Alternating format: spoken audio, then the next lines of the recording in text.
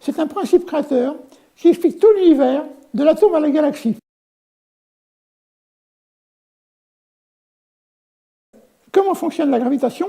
Avec une force double, avec une force attraction-répulsion. C'est énorme, c'est énorme. Alors qu'on va maintenant transformer cette double polarité, ou cette double fonction, en une seule. Il suffit simplement ceci, vous allez voir. Je vais tourner un aimant ici, avec un moteur. Alors, je suis horloger, ne vous inquiétez pas. Hein. Alors, je fais tourner un moteur. Je donne une petite énergie. Ouais, il en sort. Il n'y a pas d'électricité là-dedans, il n'y a pas d'autre magnétisme que les éléments qui tournent. Hein. Alors, j'ai un aimant ici qui tourne. Ici, vous voyez, celui-ci, il s'avance, attirer, repousser, attirer, repousser. Ici, pas d'attraction. Et maintenant, voilà. Hop. Et l'attraction, c'est devenu gravitation. L'attraction magnétique est devenue gravitation, c'est-à-dire uniquement attraction sans répulsion. Eh bien, nous avons ici deux phénomènes. Nous avons d'une part l'attraction et d'autre part la dégravitation. Qu'est-ce que c'est que la dégravitation? On peut en parler.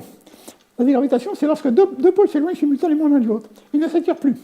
Plutôt, ils s'attirent toujours parce que l'attraction n'est pas supprimée. Mais l'attraction est, comment dirais-je, le freinage est supprimé. Il n'y a plus de frein. On va expliquer ça en détail. Une galaxie, 100 millions d'étoiles. 100 millions d'étoiles qui tournent toutes en rotation synchronisée. Toutes en rotation synchronisée. Et s'il n'y avait pas cette harmonie dans l'univers, il n'y aurait pas d'étoiles, il n'y aurait pas de galaxies, il n'y aurait pas de système solaire, il n'y aurait rien qui pourrait tenir debout. Il y a l'harmonie.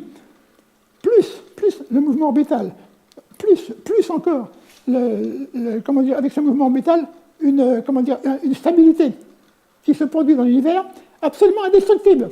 Un système ternaire en équilibre reste indéfiniment, éternellement en équilibre. Non seulement il tourne en rotation synchronisée, mais il produit de l'énergie. Je vais le prouver.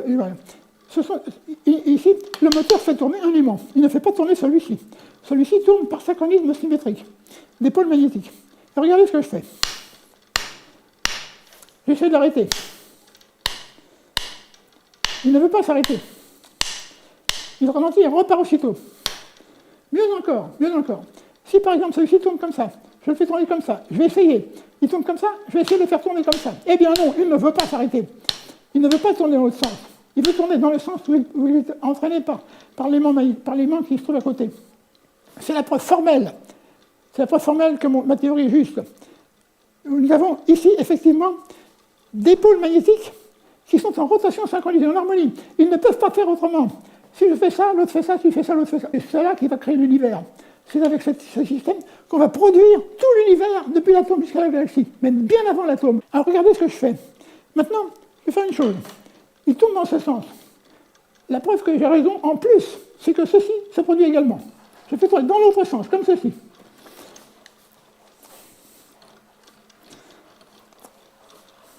Et bien là, c'est absolument impossible en physique. Déjà tout à l'heure, c'était impossible, mais encore là, c'est bien plus impossible. Parce que vous avez deux aimants qui sont contraires l'un de l'autre et qui tournent en sens opposé. C'est énorme, c'est énorme. Là, on a la preuve de la dégravitation. On a la preuve que lorsque deux pôles magnétiques sont en présence, s'ils s'éloignent mutuellement, ils se dégravitent. Je peux vous l'expliquer, disons, mathématiquement, si on veut. Mathématiquement, oui, je vais essayer de vous le faire. C'est pas long. Vous avez, par exemple, pour faire la gravitation, c'est-à-dire pour faire l'attraction magnétique, vous avez un pôle nord, un pôle sud. Les deux pôles s'attirent. Celui-ci est fixe. Fixe, bon, il ne bouge pas. Celui-ci, il est loin là-bas, et il s'approche. 2 fois plus près, 4 fois plus d'attraction. 2 fois plus près, 4 fois plus d'attraction. Chaque fois qu'il se rapproche, il est accéléré 4 fois plus rapidement, pour 2 fois plus de chemin parcouru. Si, au lieu d'avoir un seul pôle qui se rapproche, les deux pôles se rapprochent simultanément, je multiplie encore la production par 4, l'accélération par 4. Celui-ci tombe sur celui-ci, mais si en même temps je fais ceci, je multiplie l'attraction, c'est-à-dire que c'est exactement comme si je doublais le chemin de celui-ci spontanément. Au lieu de faire 2 fois, il faut faire 4 fois le même chemin pour le même résultat. Ce qui fait qu'on a 16 fois plus d'attraction au lieu de 4. Je ne sais pas si vous avez compris, mais il suffit simplement d'un peu de réflexion. Alors, la dégravitation, qu'est-ce que c'est? Ah, il a fallu que je trouve cette chose qui m'a fait tellement pleurer quand j'avais 33 ans. cette chose énorme, parce que Einstein venait de mourir, il aurait tant aimé savoir, il n'a pas su, il est mort sans savoir. Et moi, je m'amène 3 semaines plus tard, et je dis, monsieur Einstein, j'aurais pu savoir, j'aurais pu vous expliquer, vous n'êtes pas là pour le faire. J'étais très ému à ce moment-là. Qu'est-ce que c'est que la dégravitation?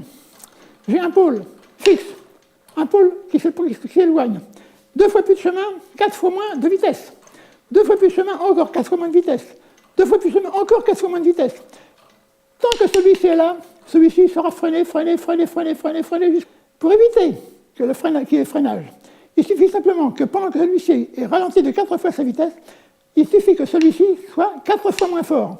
Or, pour 4 fois moins fort, il suffit qu'il fasse exactement le même chemin.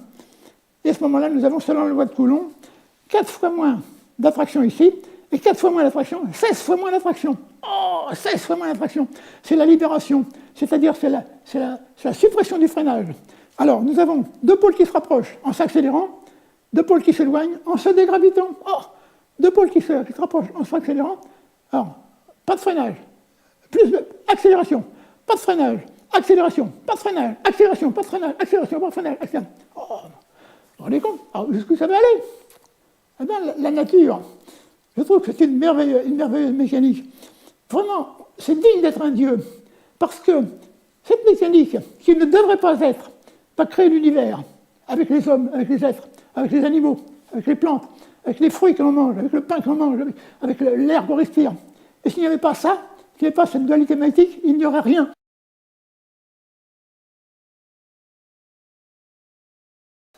Nous avons un aimant qui tourne ici, il fait tourner tous les aimants qui sont ici. Tous. À la même vitesse de rotation, ils ne peuvent pas faire autrement. Ils sont synchronisés par les polarités. 100 millions d'étoiles qui sont en rotation synchronisée comme ceci.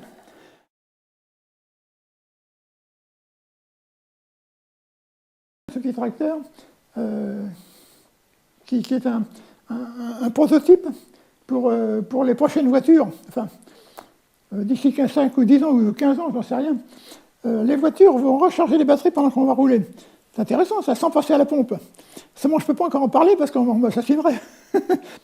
Ici, j'ai un système avec un moteur qui est ici, et 5 alternateurs ici, 5 alternateurs ici.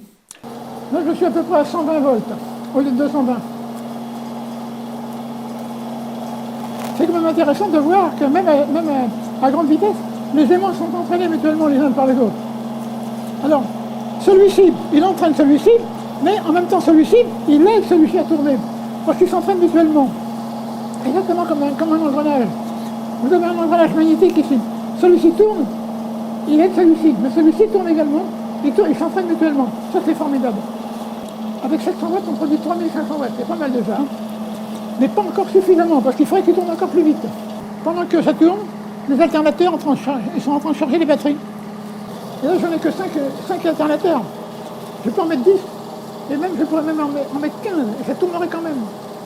Et je vais vous donner tout à l'heure une petite notion de l'économie qu'on peut obtenir. Alors, passons à la phase, disons, pas finale, parce que ce n'est qu'un commencement.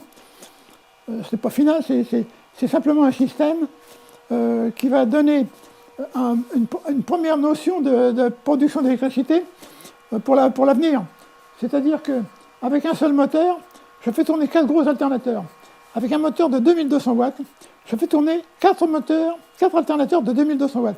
Je produis donc 8800 watts de puissance, mais sans consommation, c'est-à-dire 8800 watts bruts. Voilà. Je vais vous montrer un petit peu comment sont ces aimants. C'est intéressant de voir. Ici, c'est un disque. C'est pour vous montrer la construction des aimants, des disques. On peut faire, on peut avoir ça comme on veut. On peut les mettre comme ceci, on peut les mettre dans l'autre sens. Enfin, on peut s'arranger. Voilà, ça c'est un disque en plastique avec fixé autour, en périphérie, un certain nombre d'aimants. Ces aimants doivent être d'une certaine puissance, de façon à pouvoir entraîner les aimants qui sont à proximité. C'est pas tout à dire on va mettre des morceaux de ferraille. C'est pas de la ferraille. Non, ce sont des aimants qui vont produire de l'énergie par attraction d'une part et par dégravitation de l'autre. Alors, je vais vous montrer donc comment fonctionne ce système avec un seul moteur qui fait tourner 4 alternateurs. Ces 4 alternateurs, il y en a un là-bas, le dernier, il a les 4 lampes qui sont ici. Le troisième ici a 4 lampes ici. Celui-ci a 4 lampes ici. On les met en route. Allons-y, c'est parti. Avec un variateur, le variateur, je vais le faire marcher de façon à ce qu'il entraîne, à ce qu'il produise de l'énergie qui va alimenter mon moteur. J'appuie sur le petit bouton de démarrage et je fais tourner. Regardez bien ce qui va se produire.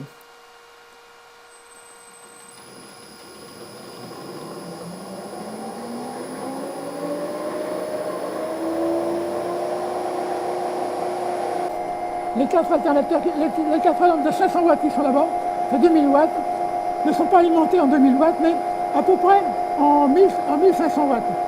Ils ne sont pas arrivés complètement à la puissance normale, c'est-à-dire que mes alternateurs devraient tourner à 3000 tours. Ils ne tournent qu'à 2800 tours environ. Et ce n'est pas suffisant pour obtenir les 220 volts. Donc, il y a une perte d'énergie. Ces alternateurs ne commencent à fonctionner qu'à partir de 2500 tours. Entre 2500 et 3000 tours, ils produisent de l'énergie.